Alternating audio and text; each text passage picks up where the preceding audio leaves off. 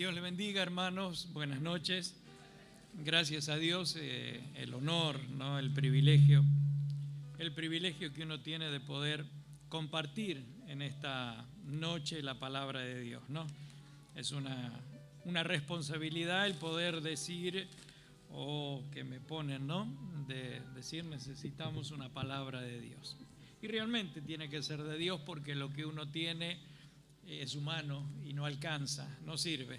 Solamente lo de Dios puede guiarnos, enseñarnos, reflexionarnos y darnos realmente la capacidad de poder, al oír la voz de Dios, poder saber hacia dónde marchar. Gracias a Dios por esto.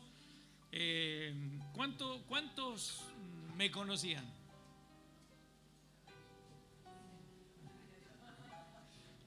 Y los que no me conocían igual no se perdieron nada, así que quédense tranquilos. Venía, no, como sé que es medio amarrete este muchacho, y Eliana, me traje para después del culto. Me traje mi viandita. ¿Vio? ¿Sí? ¿Será? Pero venía, la verdad que venía apurado y no quería llegar tarde, así que venía como a 160 en la Panamericana y una moto me paró y cuando me paró me empezó a hacer la multa, ¿no? Y bueno, como los cristianos no coimeamos, ¿no? No coimeamos, ¿no? Entonces digo, bueno, me voy a hacer, dije que estaba apurado, pues tenía que ir a una iglesia, que era pastor. Y entonces le recité, le dije el versículo: bienaventurados los misericordiosos, porque ellos alcanzarán misericordia. El oficial ni me dio bolilla, siguió haciendo la multa, la sacó, me la entregó y me dijo: vete y no peques más. Así que bueno. Pero gracias a Dios por, bueno, sí, tantos años de poder conocerlos a los pastores, y las etapas de la vida que nos han permitido estar juntos a lo largo de los años, y a lo largo de los años poder conocernos y poder tener la capacidad de poder tener la amistad que nos da el Señor, ¿no? Y poder así, a veces ser el paño de lágrimas, ayudarnos, animarnos, alentarnos en todo lo que la vida da y todo lo que la vida quita. Y en este tiempo han sido un apoyo muy grande acompañándonos en todo este proceso que hemos atravesado, en donde el Señor nos ha ayudado y nos sigue ayudando. Se hace a veces difícil el camino, pero podemos decir que el Señor es fiel. Amén. Y que sus misericordias y que la esperanza que Él nos ha dado es la mejor esperanza. Este evangelio que Dios nos ha dado es la gracia más grande que podemos tener, ¿no? Si algo podemos decir cuando nos juntamos con la familia todos los fines de año, es que la mejor herencia que nosotros tenemos es el evangelio de la gracia de Dios. No tendremos muchas cosas para repartir, pero esto que disfrutamos, esta herencia de los abuelos, bisabuelos, padres, nosotros, nuestros hijos y nuestros nietos, ya la quinta y sexta generación, podemos decir que la mejor herencia es el evangelio de la gracia de Dios, porque hemos sido bendecidos, hemos sido sostenidos y realmente hemos sido llenos de esperanza para afrontar todos los momentos y todas las circunstancias, y saber que así como un día nos juntamos aquí, un día nos vamos a juntar allá en la patria celestial, ¿no? Y eso realmente bendice nuestras vidas. Gracias a Dios, lo conozco a Dios desde mi temprana edad, pero recuerde, Dios no tiene nietos, Dios solamente tiene hijos, ¿no? Entonces, uno tiene que hacer su propia decisión por el Señor Jesús. Yo vengo de una familia cristiana evangélica. Mis abuelos paternos, tanto por parte de mi mamá y mi papá, cristianos evangélicos de la Unión Evangélica, una denominación inglesa que viene más de 120 años en la Argentina. hablando con papá, que ya tiene 88 años, dice, no, pero mi abuela, decía él, mi abuela también conoció al Señor. Así que sería la cuarta generación yo dentro del Evangelio, mis hijos la quinta, vengo con mi hija, mi yerno y la última adquisición, ¿no? Enoc, un nombre bastante pesado porque con Dios tiene que caminar Enoc, ¿no? Y esa es tarea de los padres, no es tarea de Enoc, ¿no es cierto? Es tarea de los padres. Así que vengo de una familia así. Para la gente, yo era un chico bueno porque yo, la verdad, nunca fumé, nunca tomé, nunca me drogué, nunca fui a bailes. ¿Para qué vivía? Dijo uno, ¿no? Antes que lo diga usted, se lo digo yo, ¿no? Pero sí, pues hay algunos ahí atrás que piensan mal. Pero bueno, y todas esas cosas hacían que la gente estudiaba, trabajaba con el taller que teníamos con mi papá siempre. Y el estudio para mí no era problema, así que yo tenía en el cuadro de honor, medalla de oro, abanderado.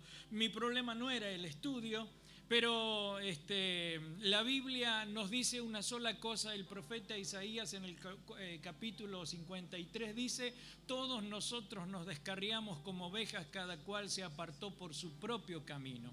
Y en realidad el germen del pecado estaba en mi corazón. Aunque no había hecho ninguna de esas cosas, no soy mejor que nadie. Porque la Biblia nos habla solamente de dos condiciones de la humanidad: completamente perdido o perfectamente salvado. Y yo estaba completamente perdido, porque aunque no había llegado a hacer ninguna de esas cosas que son los frutos del pecado, la raíz del pecado estaba en mi corazón, que es la independencia de Dios. En la raíz del pecado se llama independencia de Dios. El hombre le dijo a Dios en el huerto del Edén, no me digas lo que tengo que decir, no me digas lo que tengo que hacer, no me digas cómo tengo que vivir, no me digas con quién tengo que estar, no me digas lo que se puede y lo que no se puede. Yo soy el dueño de mi vida y con mi vida yo hago lo que quiero.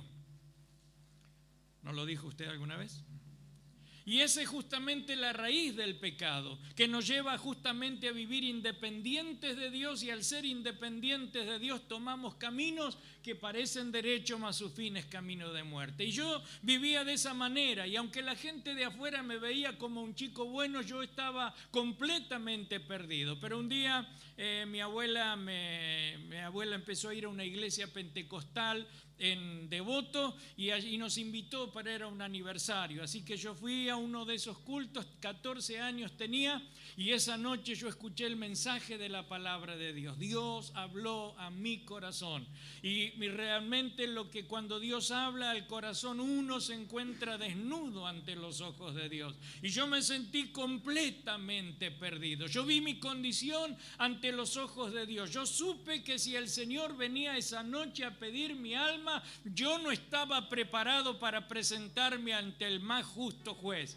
Y esa noche, arrepentido de mis pecados, yo le entregué mi vida al Señor Jesucristo. Le acepté como mi Señor y mi Salvador, y hermanos, desde ese día he encontrado al amigo eterno, al divino compañero del camino, a Jesús, mi Salvador. Él me salvó. Teniendo 14 años, Él me salvó. No necesité nada más, no hacía falta más nada, porque como dice la Biblia, es como aquel que encontró la perla de gran precio, por lo cual fue y vendió todo lo que tenía para poder adquirir esto. Y yo encontré lo mejor. No me perdí ninguna fiesta, no me perdí ninguna fiesta. No me lamento de no haber conocido nada de lo que la gente dice. No, pero tenés que conocer el mundo, porque si no conoces el mundo, después te apartás. No, de ninguna manera. Conocí lo mejor, y lo que la Biblia dice, y vosotros estáis completos en Él, es lo que encontré en mi Señor Jesús. Todo lo he tenido y todo lo tengo en el Señor. Y bueno, ahí fue que la iglesia tenía una biblioteca, y por ese entonces, y una bibliotecaria, ¿no? Así que me empezó a gustar la lectura. Así que empecé a leer y a leer. Creo que en 6 meses me leí todos los libros de la biblioteca. Y bueno, ahí era María Cristina Mácora, mi esposa. que era la bibliotecaria. Así que durante ese tiempo, libro va, libro viene, y una noche me dice, un libro envuelto en diario, y me dice, bueno, no lo abras acá, cuando llegues a casa, a tu casa, léelo, ¿no es cierto? Así que bueno, llegué a casa ansioso, abro, rompí el papel de diario, abro y miro la tapa. ¿Qué libro era? El matrimonio según San Pablo. No sé qué me quiso decir la Tana en aquel entonces. Pero bueno, ahí la conocí a Cristina, a mi esposa, 2 años de novio, la conocí en la iglesia, 2 años de novio, 45 años casados, y el año pasado el Señor tomó lo que era de él y la llevó consigo. Y bueno, alabo a Dios por todo el tiempo que Dios nos prestó a nuestra esposa, con nuestros hijos, nuestros nietos. Damos gracias a Dios. Cuando alguien dice, como dijo Samuel, o bueno, creo que Samuel dijo, estamos en el mejor lugar, esa es la frase acuñada en la iglesia de Cristina, ¿no es cierto? Siempre que estemos en la casa de Dios estamos en el mejor lugar. Amén. Así que doy gracias a Dios. Siempre, bueno, ya oro a Eduardo, pero siempre le pido a alguien que ore por mí porque siempre le decía a ella, le digo, vos sos como Susana Jiménez, vos me das suerte, así que orame, le digo, porque sea en los cultos de la iglesia o si tenía que ir, quería que ella me ore porque realmente era mi seguridad, era mi esposa, ¿no? Amén de lo que era.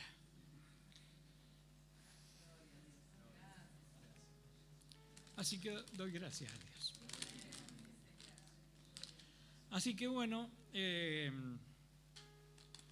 ¿a quién le gustan las papas fritas?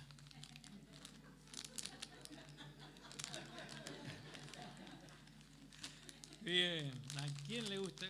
Si usted come papas fritas, ¿cuándo deja de comer papas fritas? No se acaba, ¿no? No puede decir basta, ¿no? Come. Aparte que parecen un vicio, tienen también un aditivo, ¿no? Usted tiene un aditivo que lo hace, que hace justo que uno quiera más, ¿no? ¿Y esto? ¿El maní? Dios mío, también, ¿no? ¿Cuándo para de comer? Nunca. Cuando uno deja de comer cuando se acabó el último, ¿no? Porque hay cosas de las que pareciera de las que no nos hacíamos. ¿Vio? Que hay cosas que parece de las que no nos hacíamos, que quisiéramos más, no damos basta, ¿no es cierto? Quisiéramos más, mientras hay, queremos y no nos conformamos. Quisiera hablarle un poco de esto. El primero que levante la mano. Acá, este de anteojo, ahí, este de anteojo, Muy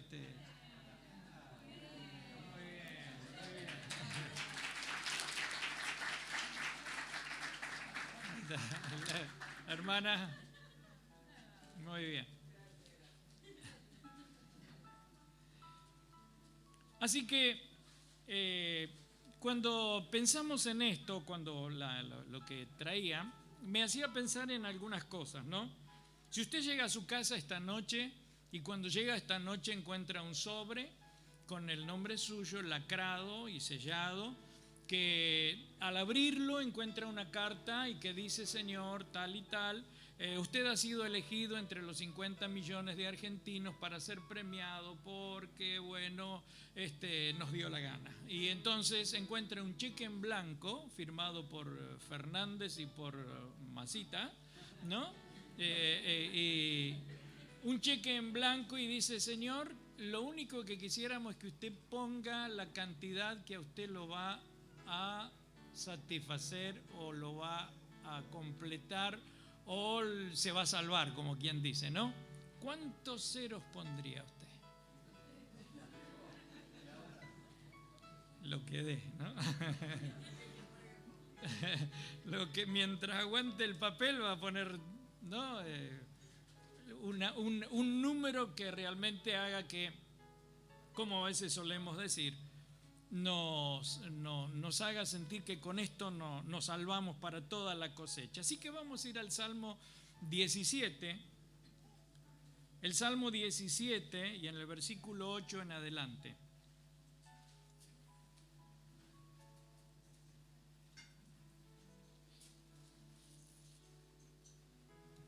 Y dice la Biblia: guárdame como a la niña de tus ojos, escóndeme bajo la sombra de tus alas, de la vista de los malos que me oprimen, de mis enemigos que buscan mi vida. Envueltos están con su grosura, con su boca hablan arrogantemente, han cercado ahora nuestros pasos, tienen puestos sus ojos para echarnos por tierra, son como león que desea ser presa, y como leoncillo que está en su escondite. Levántate, oh Jehová, sal a su encuentro, póstrales, libra mi alma de los malos con tu espada, de los hombres con tu mano, oh Jehová, de los hombres mundanos cuya porción la tienen en esta vida, cuyo vientre está lleno de tu tesoro. Sacian a sus hijos y aún sobra para sus pequeñuelos. En cuanto a mí, veré tu rostro en justicia, estaré satisfecho cuando despierte a tu semejanza. Hasta aquí la palabra de Dios.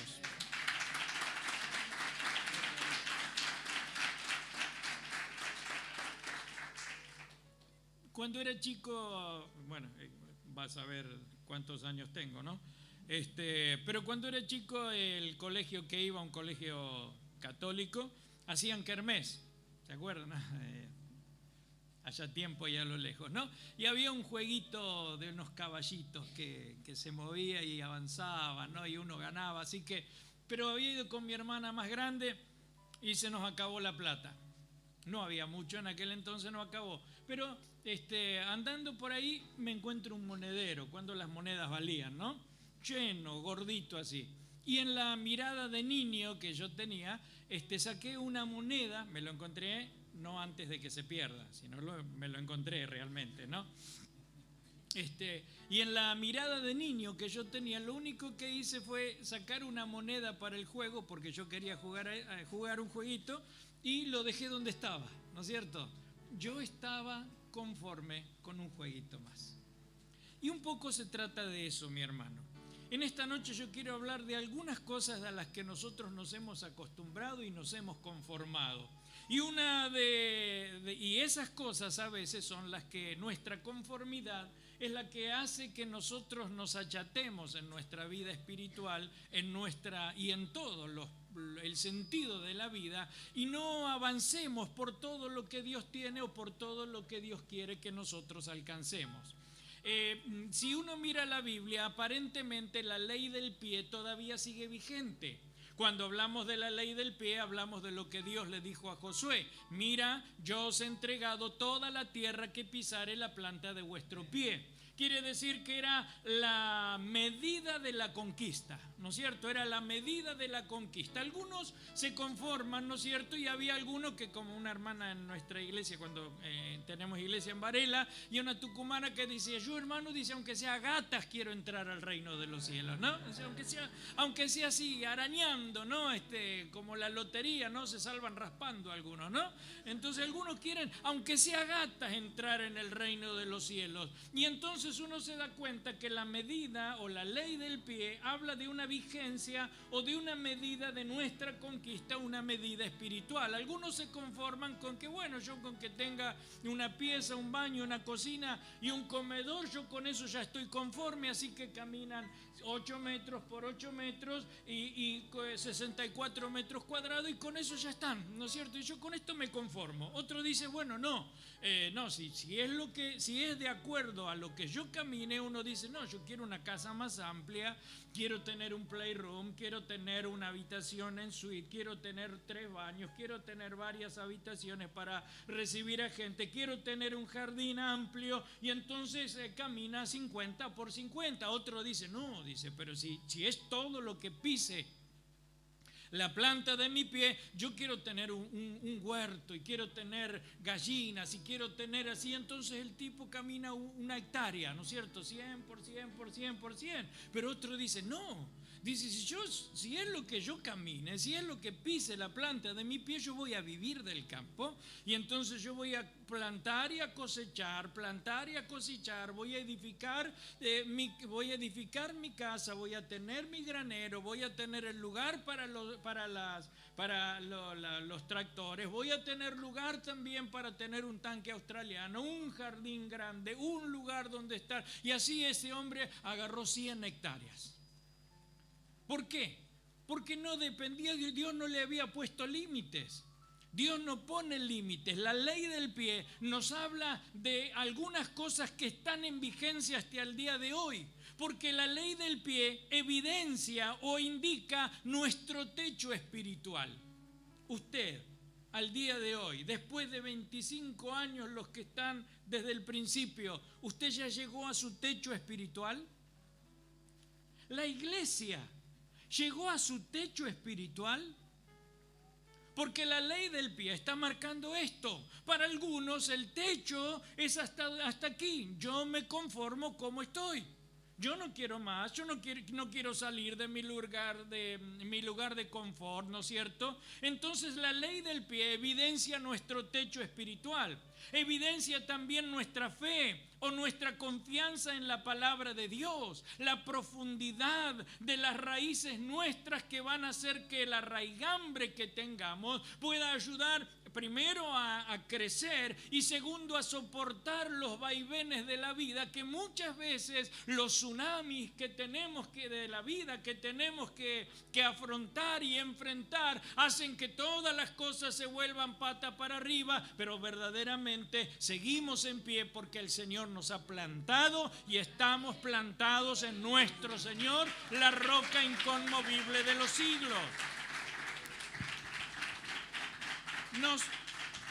Cuando hablamos de la ley del pie, hablamos también de nuestra necesidad de crecimiento, porque la vida cristiana no es solamente un suceso, uno se convierte. No, la vida cristiana es un suceso y es un proceso que solo termina cuando entremos por las puertas a nuestra patria celestial. El día que nos convertimos es el día que arranca nuestra vida espiritual, pero nuestra meta está cuando entremos por las puertas a aquella patria que Él nos ha dado para cada uno de nosotros. Y el crecimiento de la vida cristiana es un crecimiento constante y es un crecimiento dinámico. No es algo que estamos detenidos, que miramos. No es sentarnos arriba del bote, que los demás remen y nosotros disfrutamos del paisaje. No, la vida cristiana necesita de un crecimiento constante y dinámico, hacia adelante y hacia arriba. Y esto también habla la ley del pie de nuestros sueños o ambiciones espirituales. Y aunque esto puede sonar medio raro, bien dice el apóstol Pablo, le escribe a Timoteo cuando le dice: ¿alguno desea obispado? Buena obra desea. Quiere decir que hay cosas que nosotros anhelamos, cosas que Dios pone en nuestro corazón y a las que miramos y las miramos realmente deseosos de poder alcanzar aquello que Dios nos ha dado. No hay obligación, nadie tiene obligación de seguir adelante creciendo. Nos podemos conformar, como en Deuteronomio capítulo 3 versículo 11, había un hombre que estaba parado en una puerta y que decía: vengan, miren la cama. Y había una cama de 4 metros de largo por 2 metros de ancho. Esa era la cama de Og, rey de Basán, uno de los gigantes que habían eliminado, que habían muerto en pro de la conquista. Y entonces aquel hombre le decía a todos: vengan, mírenla, este es el museo de las glorias pasadas, este es el museo de las cosas, de las conquistas viejas. Tienen un poco de olor a naftalina, tienen un poco de olor a viejo, tienen un poco de olor a rancio, pero estas cosas son las cosas de las que podemos decir que hicimos, pero que quedaron relegadas en el tiempo. Como aquella gente que dice: no, yo antes trabajaba en lo de Anacondia, cuando era lo de Anacondia, pero yo estaba en el equipo de liberación y no sabe los que pasaron, ¿no es cierto? El diablo nos tenía terriblemente miedo a nosotros. O yo antes le evangelizaba a todos los que se ponían al lado mío, no quedaba nadie sin que yo le hablara del Señor. Yo antes no me paraba la lluvia, no me paraba el frío, no me paraba nada. Yo iba, pero sin que ni necesitaba Uber, yo iba aunque sea caminando, ¿no? ¿Se acuerda que en el mundo vio que nos convertimos? Yo digo que nos convertimos y nos ponemos vagos. Porque en el mundo usted a veces no tenía plata y iba lo mismo, ¿no? Y si tenía que volver a pie, volvía a pie. O si no tenía vergüenza de manguear una moneda, y me da una moneda, ¿no? Y por ahí venía todo medio descuajeringado, con mal aliento, todo, pero no importa. Al otro día había que ir a laburar, ¿no? Y mi viejo siempre dijo: el calavera no chilla. Así que al otro día, calladito la boca, iba, ¿no es cierto? Tomaba mucha jugo de fruta, ¿no es cierto? ¿No? Yo no conozco eso, pero me han enterado, ¿no? Para sacar la resaca, ¿no? Como sabe, ¿eh? Para sacar la resaca, ¿no? Y iba a laburar lo mismo, ¿no? Y si iba sin dormir, iba sin dormir. Pero ahora, ¿qué pasó? Nos hemos quedado en el tiempo con algunas cosas y la ley del pie sigue en vigencia.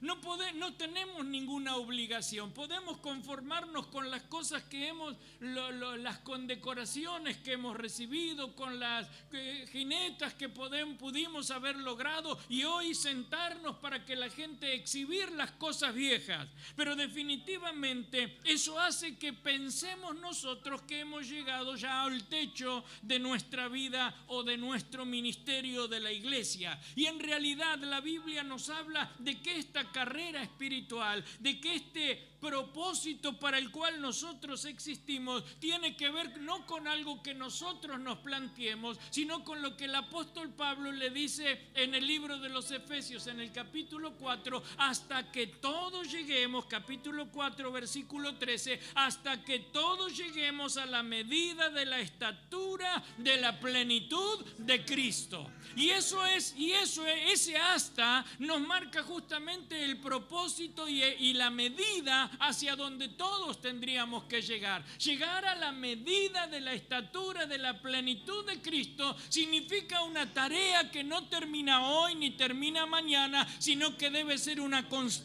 constante crecimiento, un constante caminar dentro de la voluntad de Dios, un incansable anhelo en nuestras almas de ser semejantes a nuestro Señor Jesucristo. Dios no nos llamó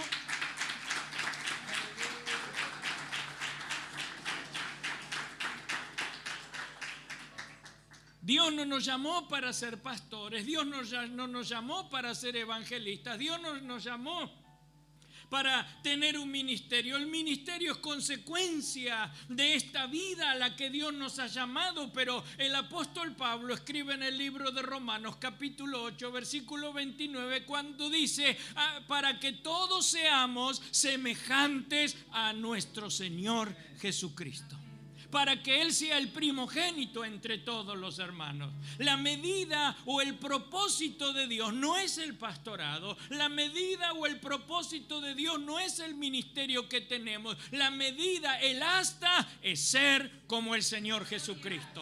Y eso debe ser lo que haga que nuestra mirada se eleve cada vez más, que nos pongamos al lado del Señor. Mi cuñada Marta tiene 2 hijos y el varón era medio petizo y retacón, ¿no es cierto? Y entonces de chiquito se ponía contra la pared y marcaba con un lápiz. Todos los años él ponía y había medio centímetro, 1 centímetro, ¿no es cierto?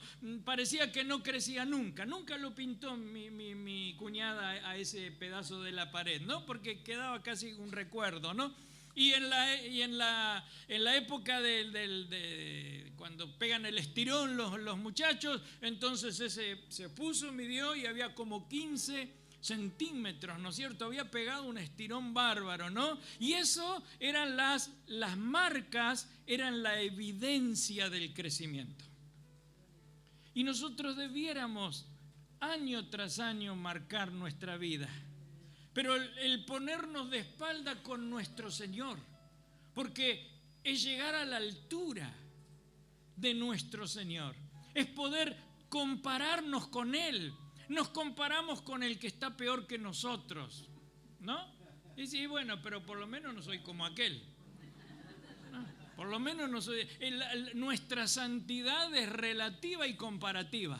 Comparativamente hablando, ¿no es cierto? Entonces, yo por lo menos no estoy como aquel y miramos al peor de la iglesia. No miramos al mejor de la iglesia, miramos al peor de la iglesia y yo estoy mejor que ese. Yo estoy mejor que ese, ¿no es cierto? Otros dicen, bueno, ¿qué quiere? Dice, por lo menos no me fui al mundo. Siguen viniendo, pero bueno, es como que vienen.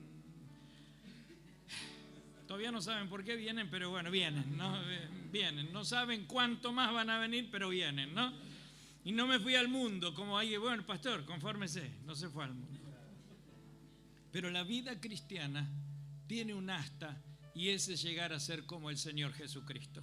La vida cristiana nos tiene que llevar a no quedar, a no conformarnos, a no sentirnos satisfechos. La vida cristiana a veces parece que nos conformáramos o sintiéramos satisfechos con la gracia que ya hemos alcanzado y con que somos salvos. Somos salvos y listo, ya está. Puedo hacer la plancha el resto de la vida. No, ya soy salvo y me tiro en la pileta y ahí espero, ¿no es cierto?, que venga el Señor. A mí me gusta, viajamos mucho, toda la vida viajé mucho y andamos en la ruta y ahora tengo un vehículo que tiene la velocidad crucero, así que pongo velocidad crucero, tomo mate, converso, no tengo que estar tan atento a un montón de cosas, ¿no? Es una bendición, ¿no? Pero a veces pensamos que ponemos velocidad crucero y tranquilo, ¿no? Que nada me moleste, yo voy para allá, ¿no? Y no tengo nada que hacer, no me quiero desviar, no quiero parar, no quiero que haya altibajos en mi viaje. Mi viaje tiene que ser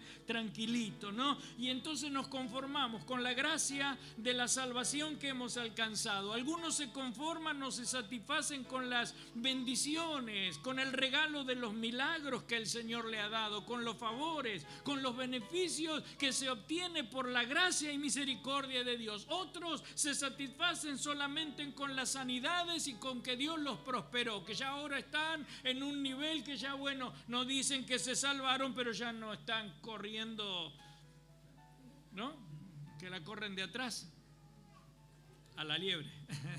Siempre se corre de atrás la liebre, ¿no es cierto? Con las sanidades. Otros están contentos con el perdón de sus pecados. Pero eso nos tiene que llevar a pensar de que no podemos sentirnos satisfechos. La Biblia nos muestra gente satisfecha. En la Biblia encuentro a un hombre como Lot que está con Abraham, el dueño de las promesas. Él es el dueño de las promesas, Abraham. Él es el que va a ser de bendición y va a bendecir a las naciones en su descendencia. Pero él está con su sobrino, los pastores de ellos están peleando porque han prosperado tanto que ya no, para estar juntos no da. Y entonces Abraham le dice, elige tú. Y a Lot se le llenaron los ojos de verde, porque vio los campos de Sodoma, muy fértiles, esos pastos que iban a nutrir a sus animales, sus bueyes, sus camellos, sus ovejas, sus vacas, sus cabras, todo lo que él tenía, sus camellos iban a ser engordados y eso iba a engordar su bolsillo y eso le iba a dar prosperidad y iba a estar tranquilo. Él se habrá hecho un cuadro de situación y él se satisfizo con los campos verdes. Aunque fue poniendo poco a poco sus tiendas hasta llegar a Sodoma.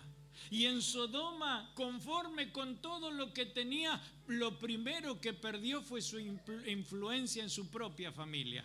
Porque cuando el ángel vino por pedido de Abraham para rescatarlo, sus yernos fueron los primeros que se rieron de él. Y dijeron, este está loco. Su mujer tenía otros intereses porque ahí estaba su corazón. Donde estuviere vuestro tesoro, allí estará vuestro corazón. Y aquella mujer miró atrás porque quedaban muchas cosas e inmediatamente se convirtió en estatua de sal. Y todos sabemos lo que pasó en el incesto de aquella familia. Solamente se satisfizo con un poco de campos verdes.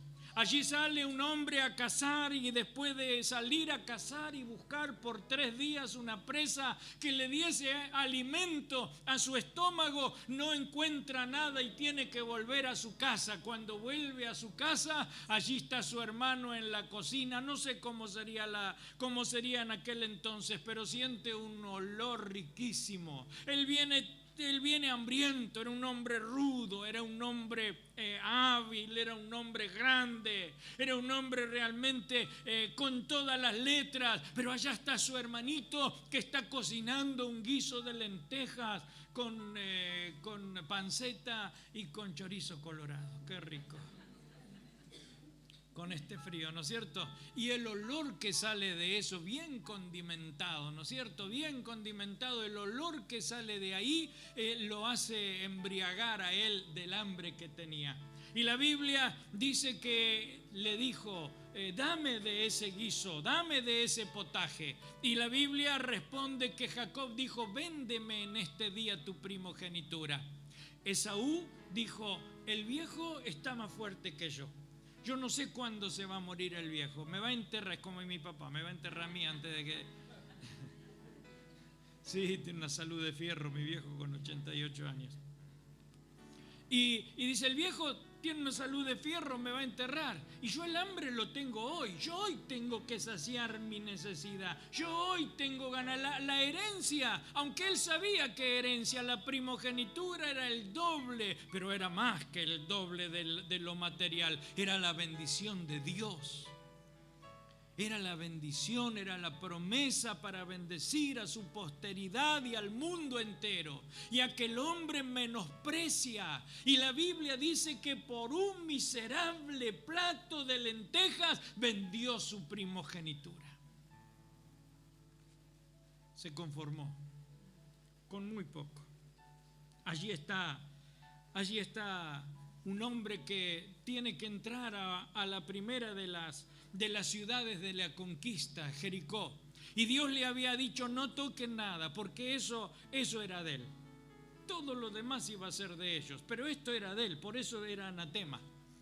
Por eso era anatema. Y entonces dijo, no toquen nada, porque esto es de Dios.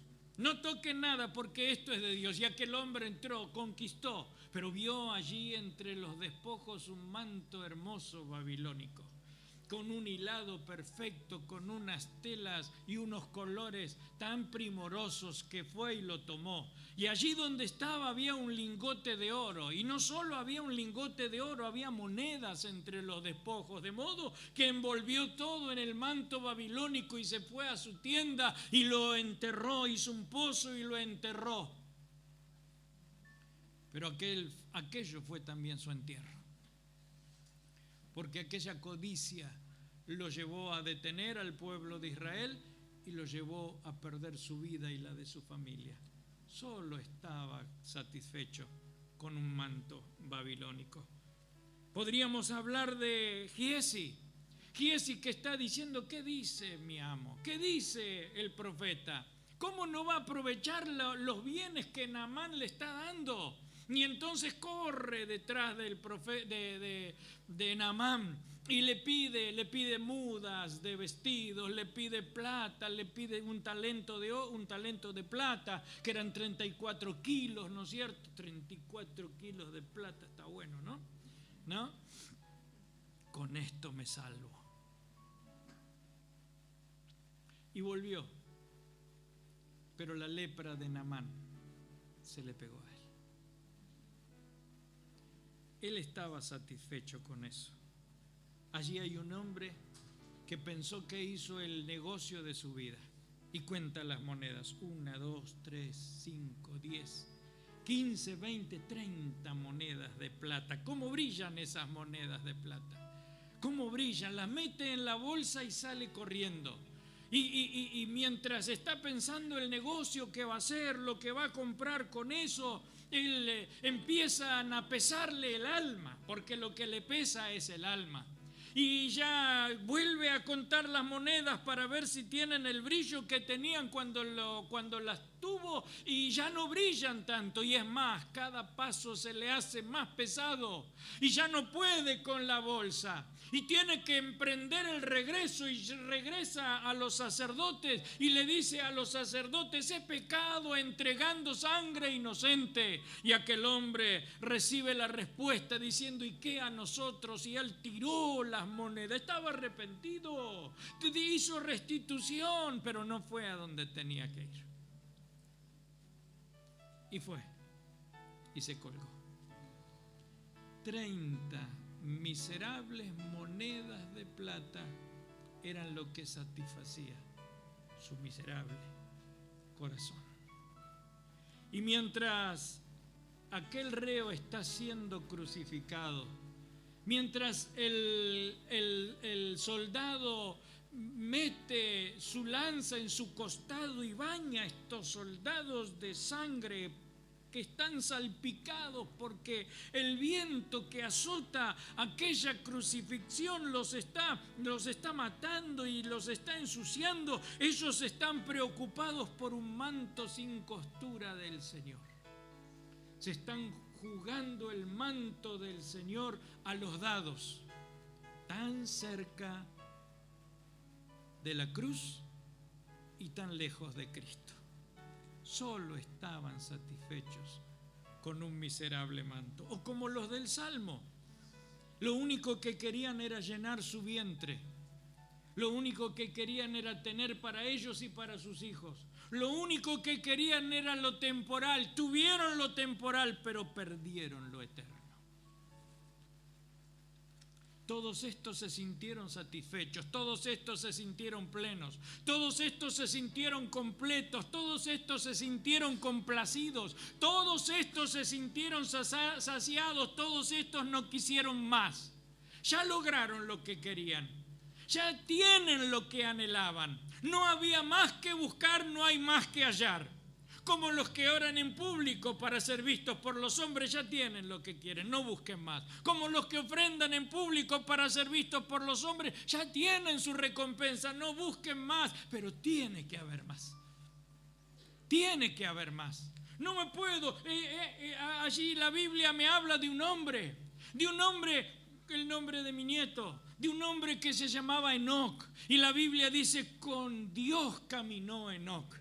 Y cada día se levantaba Enoc temprano para ir a la presencia de Dios. Y yo me los imagino del brazo, tomando del brazo a Dios y hablando con Dios y preguntándole y oyéndole, y los momentos se le hacían cortos y la vista se le llenaba de Dios, y él terminaba la tarde y volvía, y al otro día se levantaba más temprano para volver más tarde, y cada día se hacía una necesidad de estar con Dios, de caminar con Dios, de hablar con Dios. Y alguien dijo una vez algo que nunca me olvido, y un día la conversación estaba tan linda con Dios que Enoc se olvidó de volver.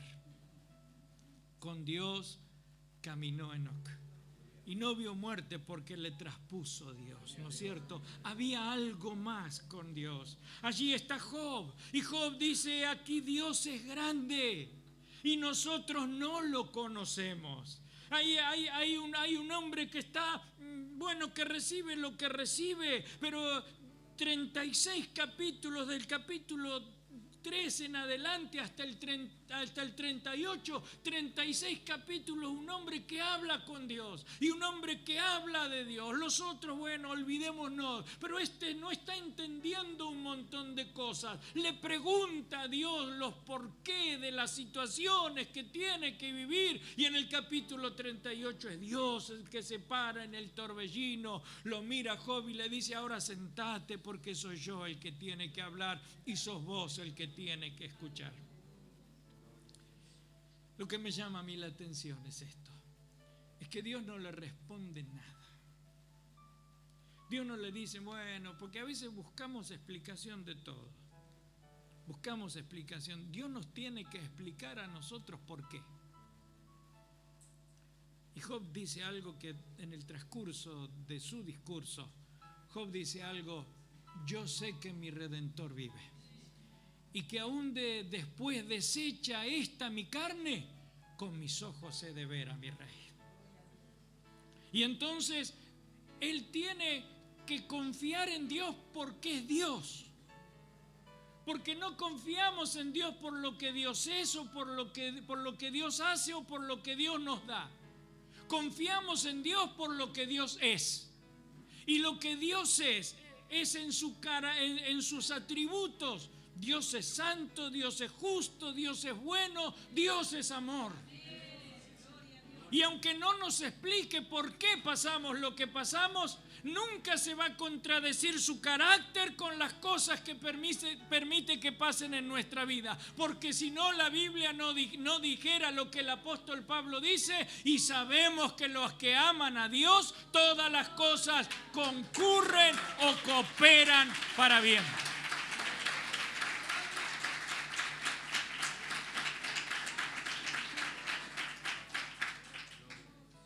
Allí está un hombre como Abraham. Lo tenía todo en Ur de los Caldeos. Era uno de los sabios e importantes de su época. Pero Dios le dijo: vete de tu tierra y de tu parentela a la tierra que yo te daré. Él salió y le decían: Abraham, ¿a dónde vas? No sé. Y lo agarraba un pariente: ¿cómo te vas a ir? Tenés todas tus cosas acá, estás desarraigándote, estás dejando tus bienes, tu futuro. No pensás en tu futuro, no pensás en tu futuro, no pensás en tu mañana. ¿A dónde vas? No sé. Y salió sin saber a dónde iba. ¿Por qué? Porque esperaba una ciudad cuyo arquitecto y fundador era Dios. Porque si hubiera buscado una patria, tiempo tenía de haber vuelto atrás. Pero buscaba una patria celestial que Dios le había prometido, mi hermano.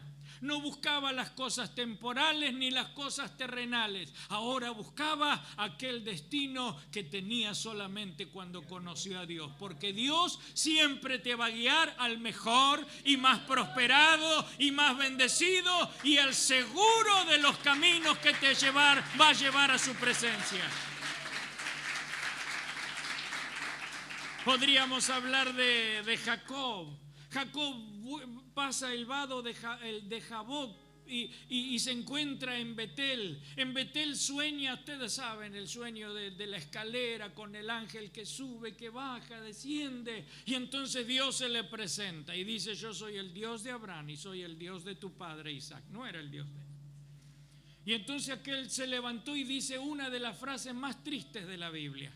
Me puse a buscar un día las frases más tristes de la Biblia. Pero una de las frases más tristes de la Biblia: se levantó Jacob de su sueño y dijo: ciertamente estoy espantado y temblando, porque esta era casa de Dios y puerta del cielo, y yo no lo sabía. Y aquel hombre, ¿cómo era Jacob? Era Jacob. Dijo: si Dios fuese conmigo, si Dios me prosperase, si Dios me acompañase, si hiciere que vuelva sano y vuelva a la tierra de donde salí bendecido, prosperado y en victoria, ¿no? Como decimos los de FIPA, ¿no? Entonces Jehová será mi Dios y los diezmos apartaré para él. Era un negociante Jacob. Él creía que con Dios se puede hacer trueques. Ese no es un encuentro de Dios, porque Dios no tiene nietos, Dios tiene hijos. Y allí, en su experiencia, van a pasar más de 20 años y el engañador es engañado. Y Dios trata con él. Porque Dios trata con nosotros a lo largo de la vida y en todas las circunstancias. De una manera íntima y de una manera personal y silenciosa en nuestras vidas.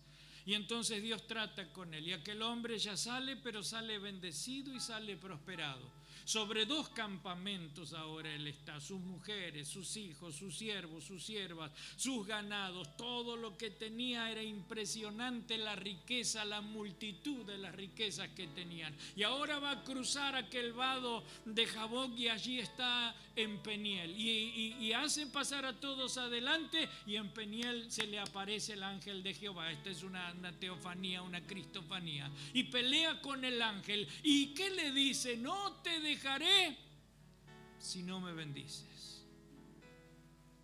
Y uno se pregunta, pero bendición, si lo tenía todo. Si lo económico es la bendición, lo tenía todo. Si la prosperidad es la bendición, él ya lo tenía todo. Dios no es el Dios, no va a ser Dios porque te bendiga o te prospere. Y si lo buscas por eso, esas son las añadiduras. No es el propósito por el cual nosotros lo servimos o lo seguimos. Y aquel hombre dijo, no te dejaré si no me bendices de nuevo. Y peleaba con el ángel. Y la Biblia dice que el ángel toca en su cadera y lo descoyunta. De modo que le dice, has peleado con Dios y con los ángeles y has vencido. No será más tu nombre Jacob, sino tu nombre será Israel. El que peleó con Dios y venció. Y cuando salió de aquel Peniel, de ese cara a cara con Dios, nunca más fue la misma persona. No solo porque cojeaba, porque ahora este era el rengo, ¿no es cierto?, que cojeaba, y en todos lo miraban y decían, ¿qué le pasa a este que cojea? No, es que tuvo un encuentro con Dios. Nunca más alguien es el mismo cuando tiene un verdadero Peniel con Dios. Nunca más uno es la misma persona cuando tiene un cara a cara con Dios. Nunca más, y no solamente es algo íntimo y privado, sino que también es evidente a todos los que te ven, porque el que se tiene un Peniel con Dios va a ser una persona marcada por Dios y hasta el nombre Dios le cambia, porque va a cambiar su futuro, va a cambiar su mañana, va a cambiar su herencia presente y eterna.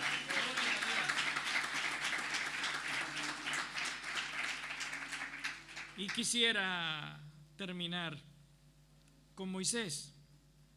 Moisés ha estado 40 días con el Señor. Ha recibido las tablas de la ley escritas con el dedo de Dios. Ha descendido y todos sabemos lo que pasa. Sube nuevamente a estar con Dios 40 días y 40 noches. Y Moisés le dice a Dios, muéstrame tu gloria y me basta. Y uno se pregunta, pero si había estado con Dios, había recibido las tablas de la ley, había estado en la yéquina de Dios, porque no verá a Dios hombre y vivirá, ¿no es cierto? Pero había estado allí en la misma, vislumbrando de alguna manera la gloria de Dios, y había contemplado lo que nadie podía contemplar. El resplandor de su gloria lo había impregnado de tal manera que volvió al campamento y su rostro brillaba y la gente tenía temor, porque ahora este santo había estado con Dios y tenía miedo. Puso un velo para que nadie viera. Bueno, hay 2 miradas acerca de esto, pero puso un velo y él ahora sube al monte nuevamente y dice, muéstrame tu gloria. Eso significa que siempre hay más. Siempre hay más. Podemos conformarnos, hermanos. Podemos conformarnos con todo lo que tenemos y con lo que hemos logrado. Pero siempre más. Pablo dice, yo quisiera ser semejante a él aún en su muerte. Si pudiera, quisiera morir como el Señor. Los discípulos supieron que había más porque esperaron y Dios los bautizó con la promesa del Espíritu Santo. El profeta es llevado a ciertas aguas y se mide 1000 codos y el agua es hasta las rodillas, el agua hasta los tobillos, el agua hasta las rodillas, el agua hasta los lomos, hasta que se hace un río. ¿Por qué? Porque siempre hay algo más, mi hermano. Porque siempre hay algo más. Porque no nos podemos conformar con las aguas hasta donde estamos. Porque no nos podemos conformar con la experiencia que hemos tenido. Porque no nos podemos conformar con la luz que tengamos de la gracia, de la gloria, de la comunión, de la presencia o de la palabra de nuestro Dios. Hay aguas más profundas. Hay una vida escondida en Dios. Y uno no puede conformarse. Uno no puede conformarse, uno no debe conformarse, porque el salmista dice: solo estaré satisfecho cuando despierte a tu semejanza. Quiero ser como Él, quiero ser como Él. ¿Y cuánto nos falta para ser como Él? ¿Cuánto necesitamos? Estamos tan preocupados por el aquí y el ahora.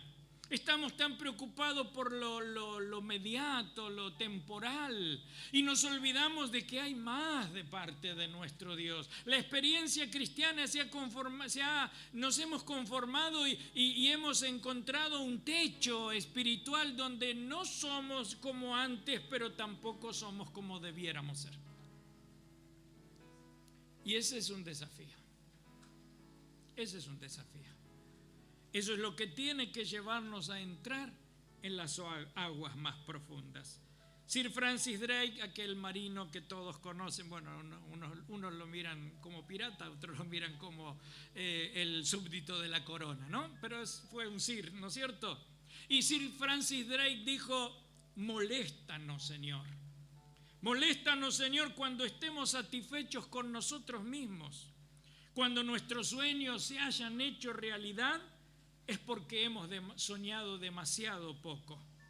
Cuando siempre lleguemos sanos y salvos, es porque hemos navegado demasiado cerca de la orilla. Moléstanos, Señor. Y termino de esta manera.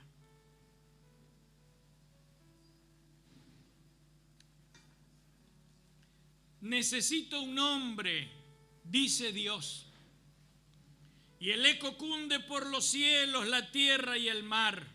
Hombre que levante vallado en mi nombre, que en la brecha abierta venga a trabajar. Necesito un hombre que, dejando el mundo, las viejas costumbres y el inmundo hablar, consagre su vida, sus bienes, su tiempo a buscar perdidos, almas a salvar. Necesito un hombre que invierta su ciencia en la gran empresa de la salvación, que no se contagie con la indiferencia del virus latente del odio y rencor. Necesito un hombre que invierta paciencia con la fe sencilla de un buen sembrador. Necesito un hombre que use clemencia y que en todos sus actos rubrique el amor. Necesito un hombre que lea la Biblia, que no se conforme con viejo laurel, que reciba a diario la fresca semilla para echar al surco abierto por él. Necesito un hombre que sinceramente procure el avance de mi reino aquí, que se desentienda de los intereses que merman la fuerza dedicada a mí. Necesito un hombre que hable conmigo, que busque mi rostro cada día al andar. Un hombre al que pueda yo llamarle amigo y que tome mi mano para caminar. Necesito un hombre de toda confianza al que cada día pueda revelar los planes que tengo para la esperanza de juntar al pueblo que vino a salvar.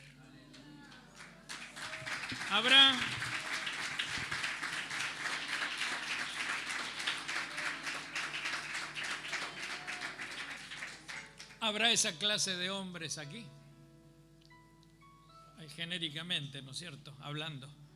¿Habrá esa clase de hombres aquí? De aquellos que realmente estén dispuestos a oír la voz de Dios y que se atrevan a un poco más.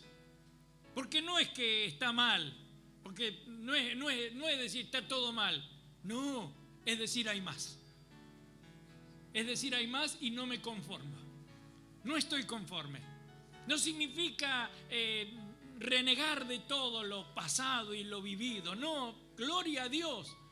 Pero hay más. Pero hay más. Y Dios necesita, o espera, no necesita. Dios no me necesita a mí ni lo necesita a usted. No lo necesita a usted ni me necesita a mí. Pero Dios espera de esta clase de hombres y de iglesia. De esta clase de hombres y de iglesia.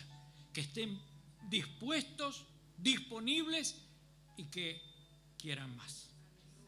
¿Se acuerda de ese coro? Yo quiero más y más de Cristo. Yo quiero más de su poder. Yo quiero más de su presencia. Yo quiero más y más de Él. Póngase de pie. Yo quiero más y más de Cristo. Yo quiero más de su poder. Yo quiero más de su presencia. Yo quiero más y más de Él. La última vez. Yo quiero más y más de Cristo. Yo quiero más de su poder. Yo quiero más de su presencia. Yo quiero más y más del Padre amado y bendito Dios. Señor, en esta noche venimos así tal como somos, tal como estamos, Señor. Tú conoces nuestros corazones, tú sabes, Señor, de nuestra vida. No hay nada que podamos esconderte a ti, Señor. Y en esta noche te pedimos como el Salmo, Señor. Mira, Señor, escudriña nuestros corazones. Ve si en mí hay camino de perversidad y guíame en el camino eterno, Señor. Señor, sé que hay más de ti, Señor amado. Sé que hay más de tu gloria. Sé que hay más de tu presencia. Sé que hay más de tu revelación. Sé que hay más de tu compañía, Señor. Sé que hay más, Señor, de esa presencia, Señor. Sé que corres los límites, Señor amado, que nos llevas a aguas más profundas, que sacas, Señor, las estacas de nuestra tienda para hacer una tienda más amplia, Señor, una tienda más espaciosa, Señor, aleluya, en donde tú, Señor amado, y tus propósitos se cumplan en tu iglesia que te pertenece, Señor. Oh Dios, todavía estamos, Señor,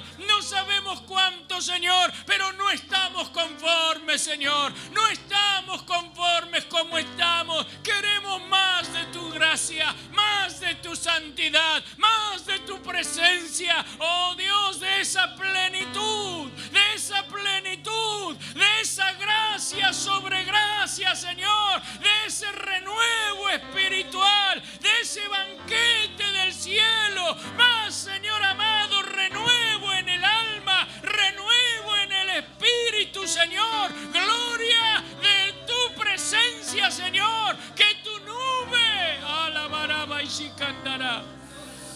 Vendere becaya la barashita rabaquei. Anda la barabaishita racaya, sí, santo Señor amado. Aleluya, aleluya, aleluya. Sí, Señor, sí, Señor. Sí, Señor, rompe nuestros límites, Señor.